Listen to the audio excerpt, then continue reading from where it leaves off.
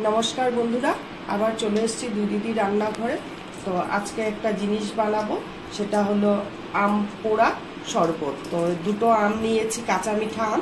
তো আমি কিভাবে করি আপনারা পাশে থাকুন আর দেখতে থাকুন। আমি ডিরেক্ট আগুনে গ্যাসে পোড়াবো না, এটা আমি তাওয়ার মধ্যে পোড়াবো।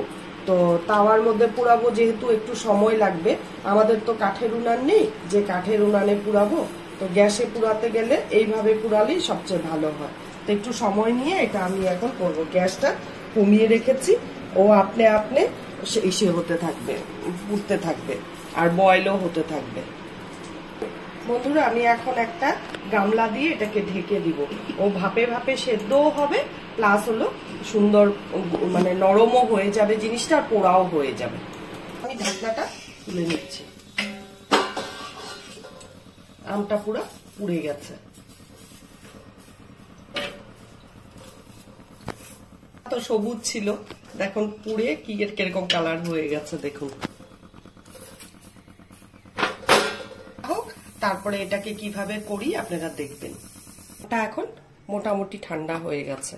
এই অবস্থায় আমি এখন ছুলবো। আর খুব সাধারণ জিনিস দিয়ে আমি করব, কোনো অত তামঝাম নেই। একটু জলজিরা লাগবে আমার, 3 প্যাকেট জলজিরা নিয়েছি। আর এটার মধ্যে আমি গোটা জিরা 1 চামচ আর 10-12টা হলো গিয়ে গোলমরিচ ভালো করে শুকনো খোলায় ভেজে নিয়েছি, নিয়ে এটাকে গুঁড়ো করে নিয়েছি। আর লাগবে নুন, আর লাগবে বিট নুন, এমনি নুন আর বিট নুন।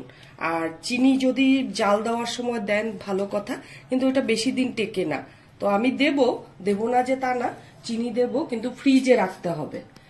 আর যদি এমনি বানিয়ে রাখেন, খাওয়ার সময় গ্লাসে চিনি গুলিয়ে জল দিয়ে বরফ আইস দিয়ে তারপরে খেতে পারেন। 2 রকমের হয়, আপনাদের ইচ্ছা।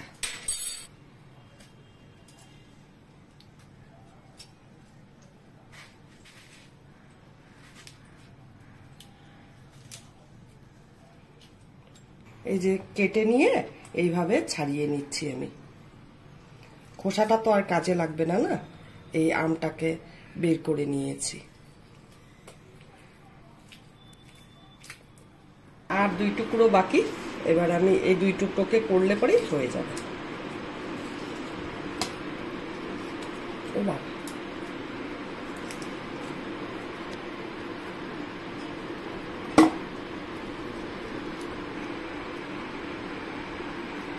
আমি পোড়ালাম কেন তাওয়ার মধ্যে? পোড়ালে কি হয়, একটা হালকা স্মোকি ফ্লেভার হয়। সেদ্ধও করে নেওয়া যায়, আমকে এইভাবে সেদ্ধ করে নিলেও হবে।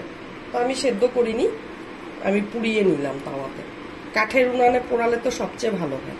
এটা আমি মিক্সি করব।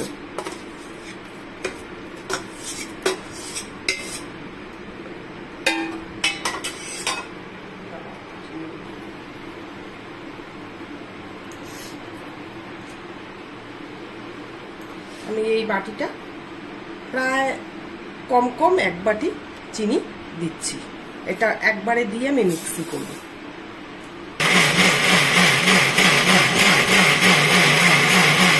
জল দেব, আবার ঢাকনা দিয়ে আরেকবার ঘুরাবো মিক্সিটা।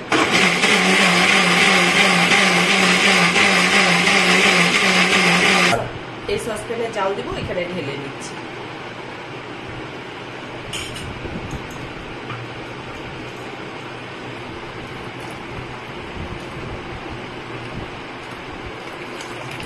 জল দিয়ে দিচ্ছি। এখন গ্যাসটা ধরিয়ে দেব। এটা অনেক সময় লাগবে, একটু জাল দিতে, ভালো করে জাল দিতে হবে। গরমে তো এই শরবতটা অতুলনীয়, বলার মতো না। মন প্রাণ সব জুড়িয়ে যাবে 1 গ্লাস খেলে পরে। শরীরও ঠান্ডা থাকবে, পেটও ঠান্ডা থাকবে। দারুণ উপকার এই আম পোড়া শরবতটা। মোটামুটি আর 10-15 মিনিট পরে আমি এইভাবে জাল দিতে থাকি। 10-15 মিনিট পরে আপনাদেরকে দেখাচ্ছি কি কি দিচ্ছি। আবার প্রায় 15 মিনিট মতন ফুটালাম। এখন আমি নুনটা অ্যাড করব।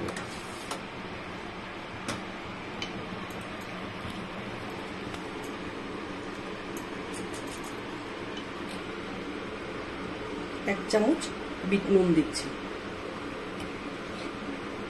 আর একটু দিচ্ছি বিট নুন।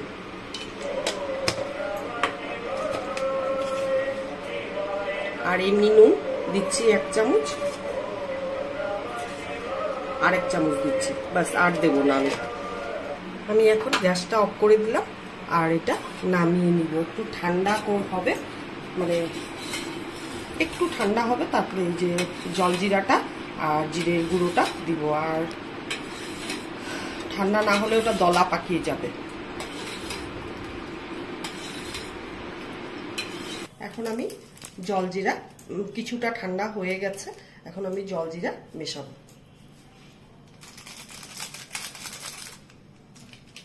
1 প্যাকেট দিলাম,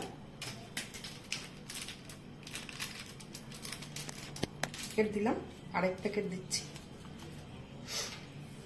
আরো 1 প্যাকেট দিচ্ছি, 3 প্যাকেট টোটাল দিলাম।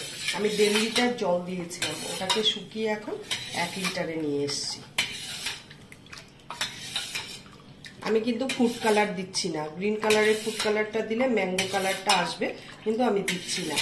যদি মনে হয় যে কেউ আসছে একটু কালার দিয়ে মিশিয়ে তারপরে জলে বানিয়ে দিব শরবতটা, কিন্তু এখন আমি দিচ্ছি না। এটা একদম ঠান্ডা হয়ে গেলে পরে কাচের বোতলে ভরে আমি ফ্রিজে রেখে দিব, তাহলে এটা থাকবে 3-4 মাস আরামে থাকবে। আর এখন এই যে ভাজা জিরা আর হলো গিয়ে গোলমরিচটা মেশাচ্ছি।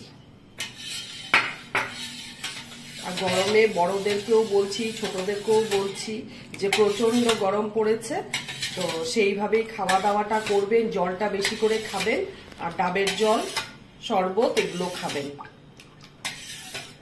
তো আরেকটা কথা বলছি, আমার ভিডিওগুলো যদি ভালো লেগে থাকে আপনারা তো সাপোর্ট করবেনই, আমাকে পাশে থাকবেন।